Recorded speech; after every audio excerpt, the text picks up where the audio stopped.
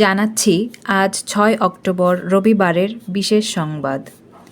যারা সারাদিন কাজে ব্যস্ত থাকেন তাদের জন্য এই সময় একত্রে সংবাদগুলো জানার বিশেষ এই আয়োজন মাস্টারি সংবাদের।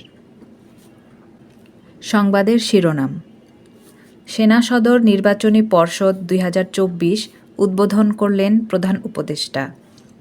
দুর্গাপূজা নিরাপদ ও শান্তিপূর্ণ করতে পুলিশ সদর দপ্তরের নিরাপত্তা পরামর্শ। নালিতাবাড়ীতে নতুন করে ৭১টি গ্রাম প্লাবিত, পানিবন্দী ৪০,০০০ পরিবার। পার্বত্য ৩ জেলায় ভ্রমণে নিষেধাজ্ঞা। প্রবাসী আয়ে ৫ দিনে এলো $৪২ কোটি। নেতাকর্মীদের নির্যাতনের তথ্য চেয়ে বিশেষ বার্তা দিল আওয়ামী লীগ।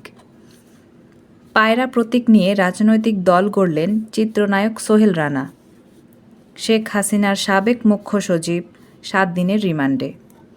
দেশে ফিরেছেন জামায়াতের ইউরোপের মুখপাত্র। পারিবারিক কবরস্থানে শায়িত হলেন সাবেক রাষ্ট্রপতি বদরুদ্দোজা চৌধুরী। গাজায় যুদ্ধ বন্ধের দাবিতে দেশে দেশে বিক্ষোভ সংঘর্ষ। সাকিববিহীন যাত্রা শুরু টি-20। বিস্তারিত সংবাদ। সেনা সদর নির্বাচনী পর্ষদ ২০২৪ উদ্বোধন করলেন প্রধান উপদেষ্টা।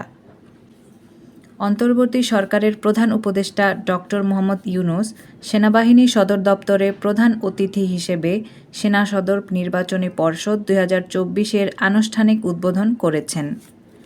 আইএসপিআর আজ এক সংবাদ বিজ্ঞপ্তিতে জানায়, প্রথম পর্বের এই পদোন্নতি পর্ষদে বাংলাদেশ সেনাবাহিনীর কর্নেল ও লেফটেন্যান্ট কর্নেল পদবীর যোগ্য কর্মকর্তাগণ পরবর্তী পদোন্নতির জন্য বিবেচিত হবেন। প্রধান উপদেষ্টা পদোন্নতির জন্য অফিসারদের পেশাগত দক্ষতা, নেতৃত্বের গুণাবলী, শৃঙ্খলার মান, সততা, বিশ্বস্ততা ও আনুগত্য এবং সর্বোপরি নিযুক্তিগত উপযুক্ততার উপর গুরুত্ব আরোপ করতে নির্বাচনী পর্ষদের সদস্যদের নির্দেশনা প্রদান করেন। এছাড়া সৎ, নীতিবান ও নেতৃত্বের অন্যান্য গুণাবলী সম্পন্ন অফিসারগণই উচ্চতর পদোন্নতির দাবিদার বলে তিনি মন্তব্য করেন।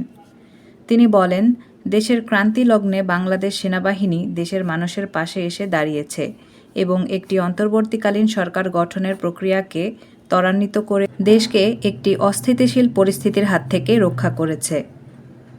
ফলে বাংলাদেশ সেনাবাহিনী আবারও দেশের মানুষের কাছে আস্থার প্রতীক হিসেবে স্বীকৃতি লাভ করেছে বলে তিনি তার বক্তব্যে উল্লেখ করেন।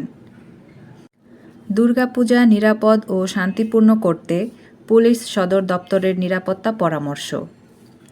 সনাতন ধর্মাবলম্বীদের সবচেয়ে বড় ধর্মীয় উৎসব শারদীয় দুর্গাপূজা আগামী ৯ অক্টোবর মহাষষ্ঠী থেকে শুরু হতে যাচ্ছে। শুভ মহালয়ায় দেবীর আগমনী আবাহন শেষে এখন মণ্ডপে মণ্ডপে চলছে দেবী বরণের প্রস্তুতি। কৈলাস থেকে মর্ত্যলোকে আসবেন দেবী দুর্গা।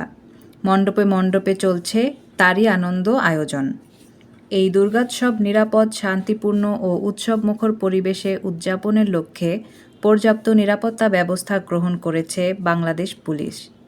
পাশাপাশি পুলিশের পক্ষ থেকে পূজারীগণকে কিছু নিরাপত্তা পরামর্শ মেনে চলতে অনুরোধ জানিয়েছে পুলিশ। আজ রবিবার পুলিশ সদর দপ্তরের এক সংবাদ বিজ্ঞপ্তিতে এ তথ্য জানানো হয়। বিজ্ঞপ্তিতে বলা হয়েছে, সামাজিক যোগাযোগ মাধ্যম এবং মোবাইল ফোনের মাধ্যমে কোনো ব্যক্তি বা গোষ্ঠী যেন অমূলক ঘটনা বা গুজব সৃষ্টি করে ধর্মীয় সম্প্রীতি ও সামাজিক শান্তি বিনষ্ট করতে না পারে সে বিষয়ে সতর্ক থাকতে হবে। এ ধরনের পরিস্থিতি সৃষ্টি হলে পুলিশকে জানাতে হবে।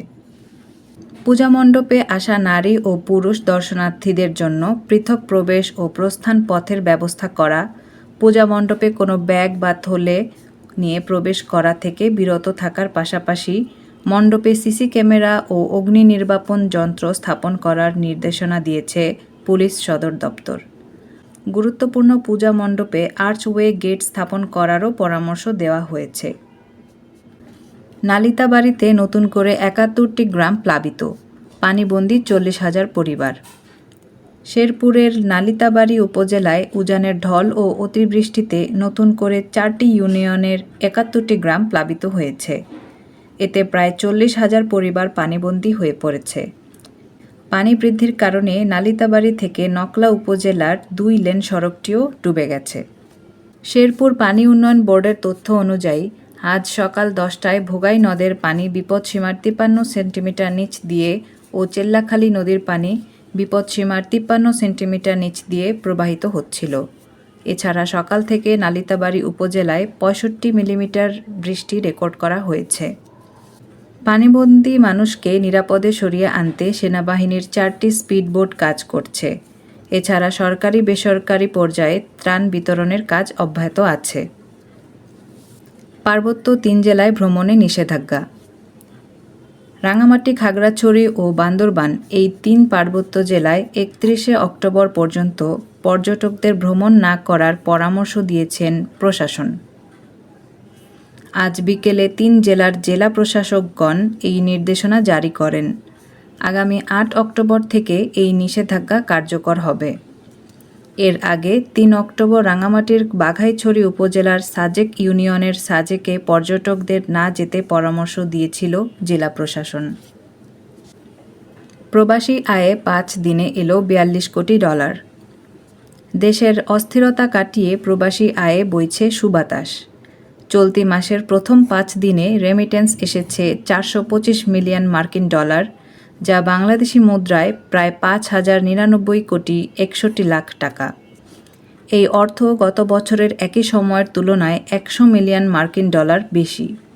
এই হিসেবে দৈনিক গড়ে রেমিটেন্স এসেছে $8,49,44,000। রবিবার বাংলাদেশ ব্যাংকের হালনাগাদ প্রতিবেদন থেকে এ তথ্য জানা গেছে। নেতাকর্মীদের নির্যাতনের তথ্য চেয়ে বিশেষ বার্তা দিল আওয়ামী লীগ। আওয়ামী লীগ ও সহযোগী সংগঠনের ওপর নির্যাতনের তথ্য চেয়ে বিশেষ বার্তা দিয়েছে দলটি। আজ রবিবার সকালে আওয়ামী লীগের ভেরিফাইড ফেসবুক পেজে এ বার্তা প্রকাশ করা হয়েছে। ফেসবুক পেজে দেওয়া এক পোস্টে আওয়ামী লীগ ও সহযোগী সংগঠনের যে কোনো কর্মসূচি এবং আওয়ামী লীগের নেতাকর্মীদের ওপর হামলা, অন্যায় গ্রেপ্তার, হত্যাকাণ্ড, চাঁদাবাজি ইত্যাদির তথ্য, ছবি, ভিডিও নিউজ লিংকে প্রেরণ করতে বলা হয়েছে। পায়রা প্রতীক নিয়ে রাজনৈতিক দল গড়লেন অভিনেতা মাসুদ পারভেজ ওরফে সোহেল রানা বাংলাদেশ জাস্টিস পার্টি নামে একটি নতুন রাজনৈতিক সংগঠন গঠন করেছেন। তার সভাপতিত্বে নতুন দলে 51 সদস্যের কমিটি ঘোষণা করা হবে এ মাসের শেষে অথবা নভেম্বরের প্রথম সপ্তাহে। শান্তির প্রতীক হিসেবে পায়রাকে দলের আনুষ্ঠানিক প্রতীক হিসেবে তারা বেছে নিয়েছে। শেখ হাসিনার সাবেক মুখ্য সচিব 7 দিনের রিমান্ডে। যুবদল নেতা শামীম হত্যা মামলায় শেখ হাসিনার সাবেক মুখ্য সচিব ও জামালপুর 5 আসনের সাবেক সংসদ সদস্য আবুল কালাম আজাদকে 7 দিনের রিমান্ড আদেশ দিয়েছেন আদালত। রবিবার বিকেলে ঢাকার চিফ মেট্রোপলিটন ম্যাজিস্ট্রেট CMM আদালতে মামলার তদন্ত কর্মকর্তা পল্টন মডেল থানার সাব ইন্সপেক্টর তন্ময় কুমার বিশ্বাস আসামির 10 দিনের রিমান্ড আবেদন করে। আসামি পক্ষের আইনজীবী আদালতের কাছে রিমান্ড আবেদন বাতিলপূর্বক জামিন প্রার্থনা করলে রাষ্ট্রপক্ষ আইনজীবী এর বিরোধিতা করে শুনানি করেন। উভয় পক্ষের যুক্তি তর্ক শুনে এ মামলার গুণাগুণ বিচার করে অতিরিক্ত metropolitan magistrate ACMM Mohammad Ziadur রহমানের আদালত রিমান্ডের আদেশ মঞ্জুর করেন। দেশে ফিরেছেন জামায়াতের ইউরোপের মুখপাত্র। বাংলাদেশ জামায়াতে ইসলামী ইউরোপের মুখপাত্র ব্যারিস্টার আবু বকর মোল্লা দেশে ফিরেছেন।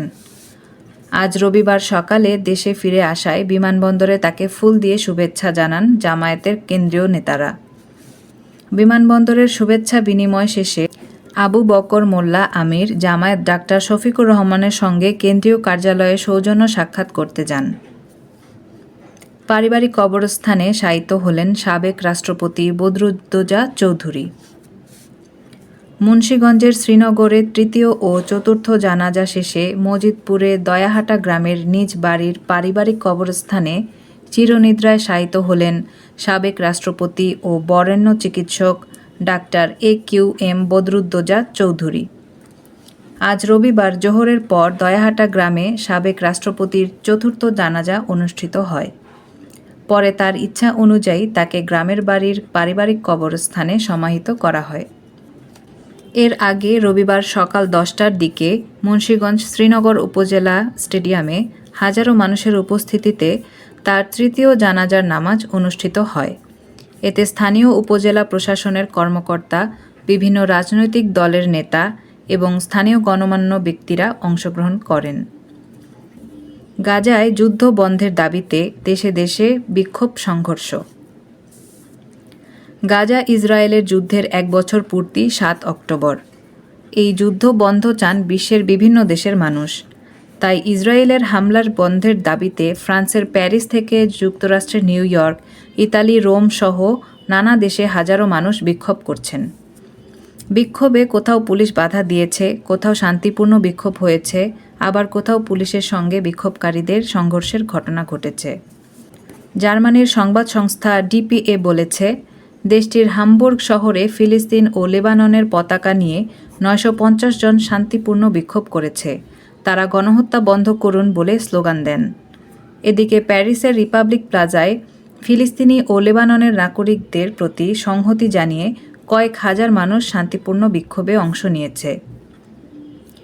এ সময় অনেক ফিলিস্তিনির হাতে stop the genocide, free Palestine, hands of Lebanon লেখা পোস্টার দেখা যায়। নিউ ইয়র্কের টাইমস স্কয়ারে যুদ্ধবিরতির দাবিতে ফিলিস্তিনি সমর্থকেরা জড়ো হয়েছেন।